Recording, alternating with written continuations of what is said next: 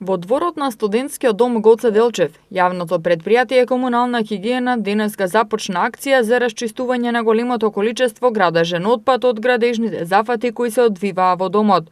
Како што информираше директорот на Државниот студентски центар Дарио Николовски, пред 2 дена блоковите В и Г се преземени од страна на центарот и во согласност со изведувачот на објектот, за 10 дена треба да се исчисти, а раководството и студентите треба многу повеќе да се грижат за хигиената. Јас ја поздравам идејата на јавното предпријатие Комунална хигиена и на општина Карпош што во моментот се вклучија да допринесат за што е можно побрзо оспособување на дворот, кој што е исто така многу важен за животот и живењето на студентите. Покрај тоа што треба да возможиме подобри услови внатре во студентскиот дом, а веќе ги имаме во овој студентски дом како такви, имаме за цел да го возможиме и очистувањето на дворот, а после тоа да се изработи еден план за хортикултурно уредување и да имаме еден комплетно уреден студентски дом во рамките на градот Скопје.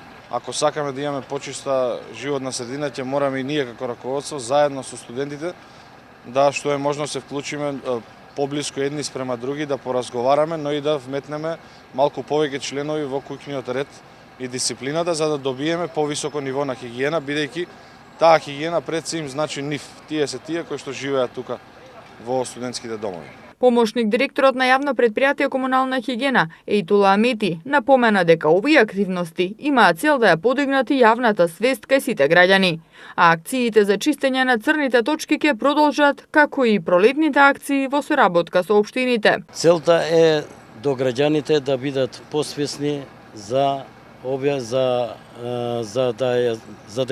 ја држат ова хигиената и животната средина почисто во нивната околина кај што живеат. Ние и понатаму ќе продолжиме со ваквите работи.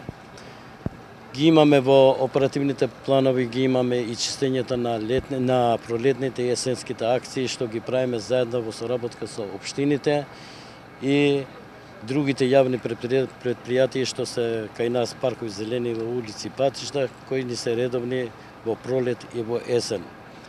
Мој апел е до граѓаните да бидат посвесни, да знаат кај треба да се фрли ѓубрето. Мислам дека во градот Скопје има доста такви, имаме доста садови, било за селекција на отпадот, било за отпад и контејнери. Кон акцијата за чистење на дворот на студентскиот дом се приклучија и комуналните служби на општина Карпош, а градоначалникот Стефан Богоев рече дека се засилени инспекцијските контроли на терен, бидејќи секој носи одговорност за здрава и чиста животна средина, а секое непочитување ќе биде казнето со парична казна од 50 до 2000 евра. Да упатам и апел до граѓаните на општина Карпош во име на општината во нареден период многу поинтензивно ќе бидат инспекцијските и комунално-редарските служби на терен.